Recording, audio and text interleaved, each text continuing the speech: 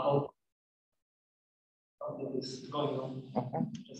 But between these big historical events, there was also maybe not so much historical event, but was an important political event in Hungary last Sunday when Viktor Orbán won his 4 2/3 majority in the parliament. And this is what creates the context of Ferenc's speech and his teaching at the Media and Aesthetics Department in Budapest. So he specialized in media studies and also will speak about the hybrid media in Hungary. So the floor is yours. Thank you very much, Csaba.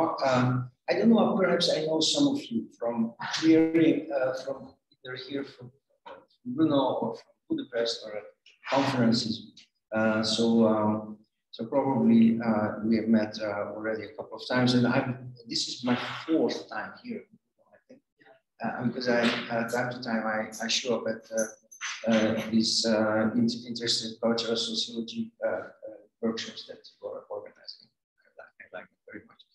So my plan for today is I put my super ego here, my watch, to restrict myself in my talk as tightly as possible, because I think all of these things are so contemporary, so fresh, so important, and I think a live discussion will be way more important than my presentation. So I try to be fast and quick. Perhaps I will jump a couple of slides here. No. So this is election. Okay, so here are the voting districts. Orange means Fidesz, blue means opposition. There was one party who said, okay, Lake Balaton, with opposition too. Unfortunately not, and it's very simple. The center of the country is Budapest. There are 3 districts which were won by Fidesz. All the rest were won by the opposition, and also 2 major country cities, Szeged and Pécs, were won by the opposition. Everything else. So it was a landslide victory, securing a super majority in the parliament, meaning they can change the constitution and things like as they want. The opposition, the chief opposition party, which is a compound of 6 parliamentary forces or extra parliamentary forces, they won like 39 seats in the House of altogether 180 or something. And then an ultra right wing, some of them call a fascist party, Mi Hazánk, like our country or our fatherhood or something, also won, made the parliamentary threshold 4%. So that's how we are, and of course there are lots of explanations. Well, all sorts of monopolies are there, power monopolies, money, media, state capture. So it's a very important thing. So they are operating the state as a party institution, basically. Also, the total dismantling of the rule of law. So, for instance, the House of the Parliament was a college flatmate of the Prime Minister, and also the big mastermind behind making the Fidesz economy was also from that college. Our current president also was from that college. So it was basically a bunch of college boys and a couple of college girls took over, and they made basically a legalistically run authoritarian power. Interesting. And this monopolies include, for instance, the chief prosecutor, very important. The chief prosecutor is a party boy also. Then you can imagine what kind of possible the Constitutional Court is also being pumped up and stuffed with friendly forces. So again, you can ask her, so what would remain for the rule of law? You know, so what would be the checks and balances? Not so much. A couple of judges are still there. That's all. Okay.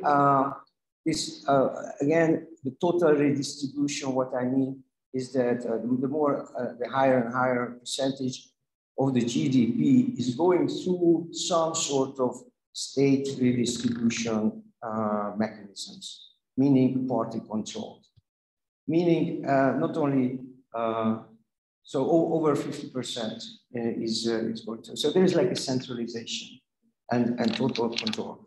They changed the constitution, including the election law, a great deal of gerrymandering. Absolutely unequal opportunity for Hungarians living outside of Hungary to vote. If you are an ethnic minority from Slovakia, Romania, you can send your ballot via mail, and you had a week for that. If you are working in Western Europe, mostly opposition voters, you had to travel like 400 kilometers to stay in a long line. Okay, those who work in Western countries, mostly opposition voters, mostly those who are ethnic minorities in neighboring countries, they are mostly government voters. So these are these little things. So that's what basically. Perhaps I could even finish my presentation here, because these are these very little things which make a difference, and they are all connected to each other somehow. And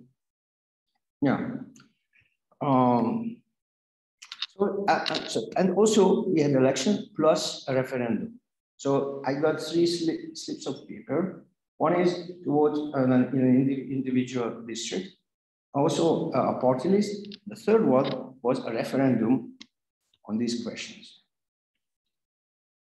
If you have any idea about media regulation, you can also spot that question number 3 is totally makes no sense, because it's totally against the contemporary Hungarian media regulation. Okay, so it's like.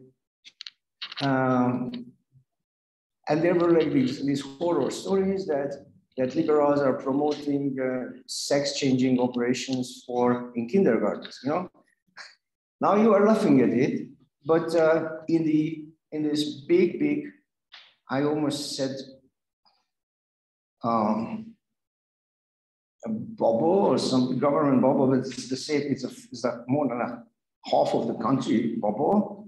You know, lots of people take it as face value. So that's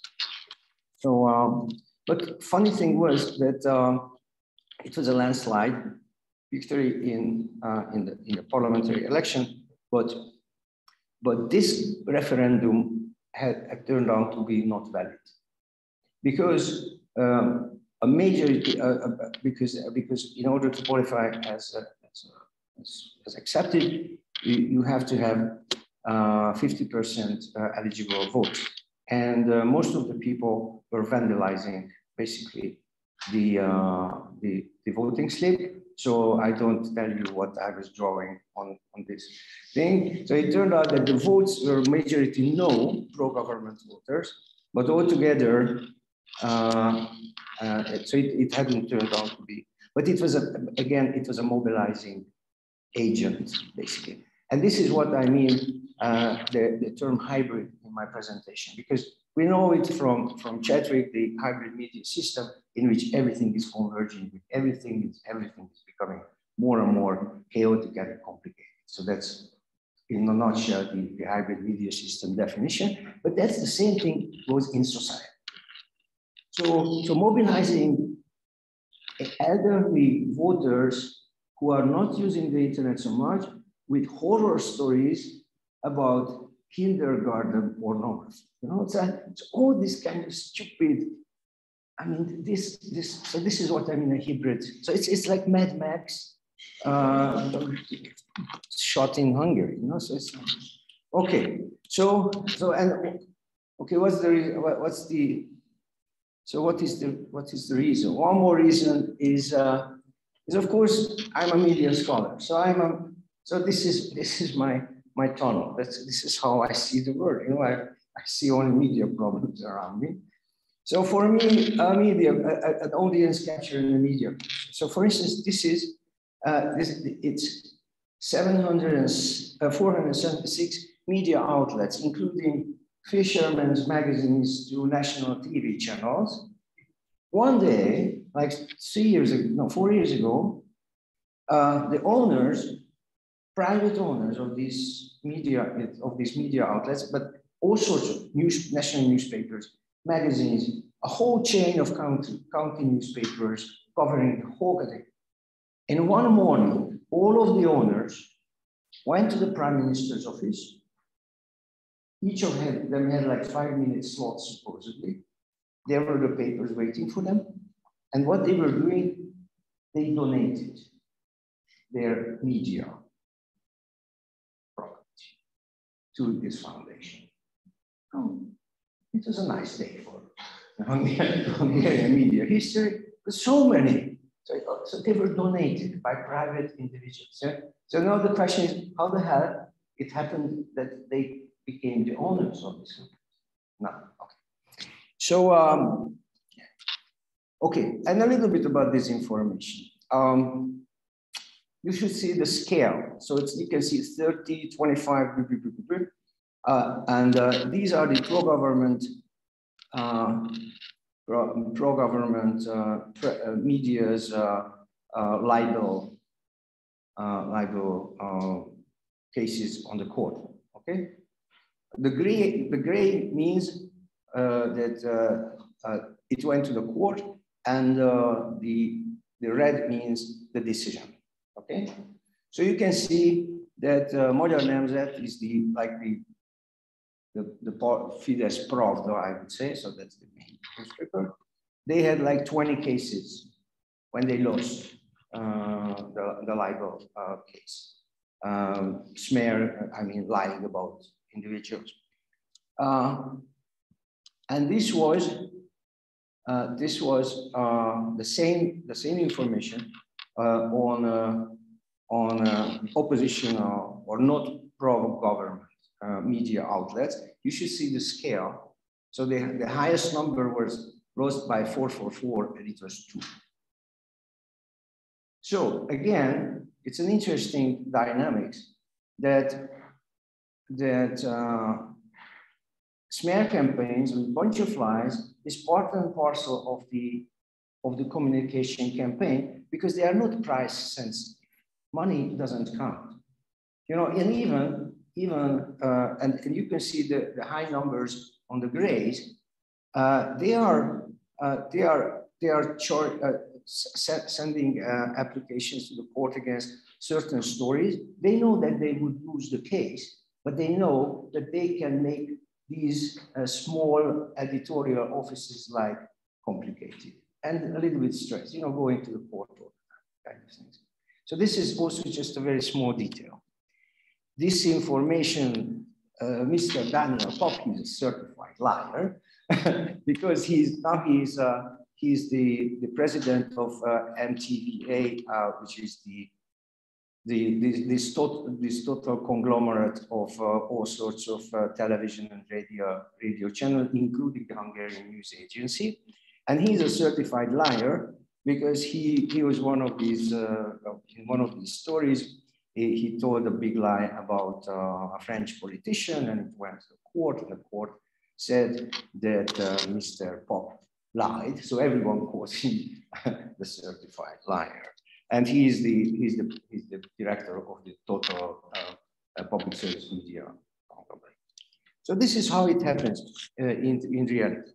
There is, in 2012, there's a big demonstration in front of the Opera House. It was, I think, about the Constitution. And because all these dignitaries showed up in the opera, and there was this big demonstration. On Magyar television, Hungarian television, that was the picture. Because the police separated one wide street for the cars of the dignitaries who would appear So that was, and the reporter said, well, the oppositions claimed that there were going to be a presentation, a big demonstration, but you can see behind me. And behind the camera, there is that. Yeah, so that's what they're doing. Very funny people. Also, it was last month. You know, so it's like RT, Russia Today, was gone, and even Facebook warns the viewers that there must be something wrong with this piece of information. Facebook, you know, oh my goodness.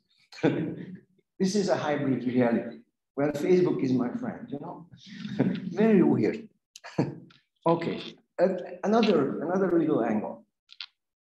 You know, I'm a media scholar, but also I have very deep roots in democratic politics. So how democratic politics for me is debate.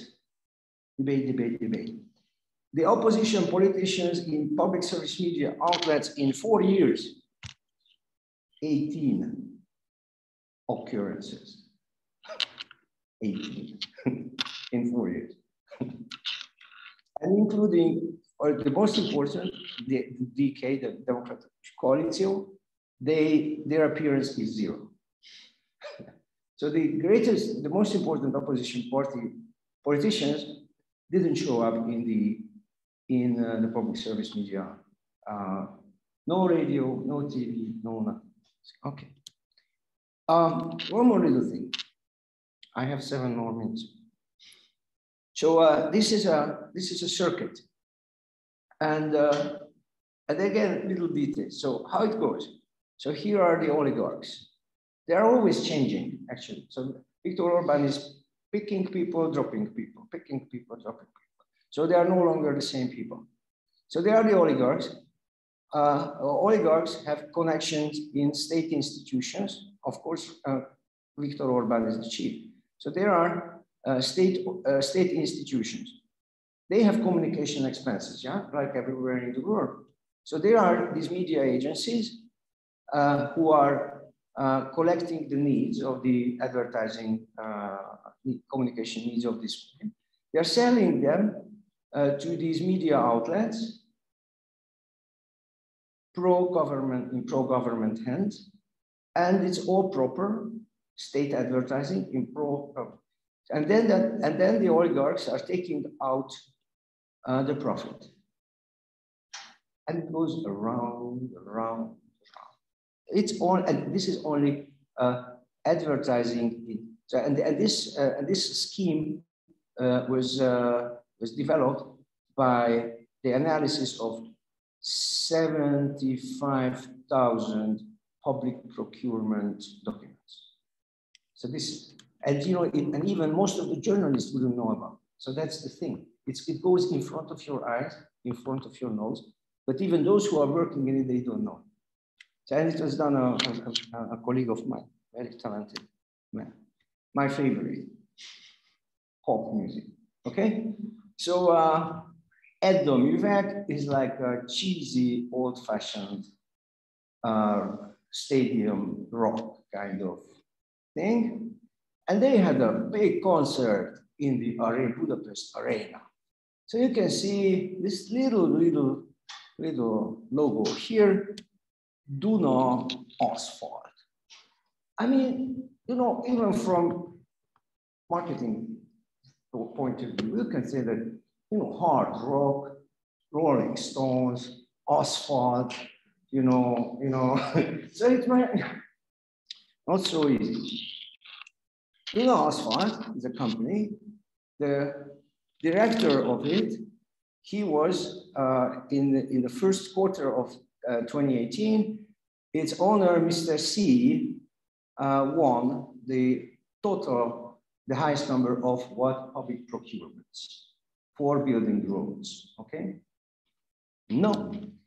And then the singer of this band, Attila Pataki, is supporting the government in full detail because the government is, this Fidesz and Viktor Orban is the one who can defend us against migrants or Soros or Brussels or their combination, all right? I'm jumping these things.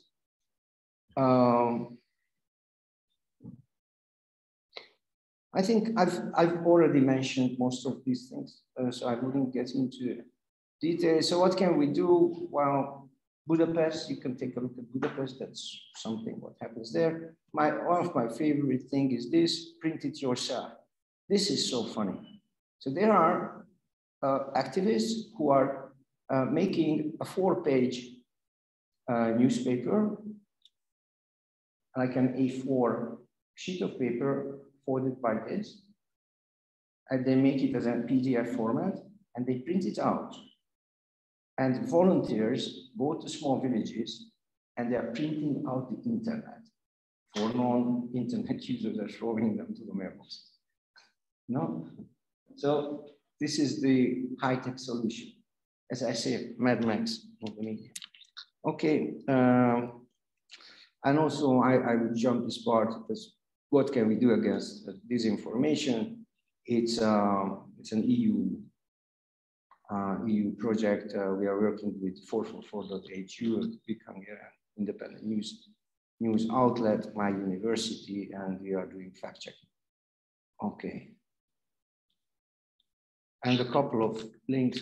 I will send you this, so you can keep this and if you're interested. But let's talk this cheap detail. And yes, I finished before 30, and so I made it very quickly. And I think it's way more interesting if we are discussing things in more detail about the things that you are most interested in. All right? Okay. Good. So that was my presentation.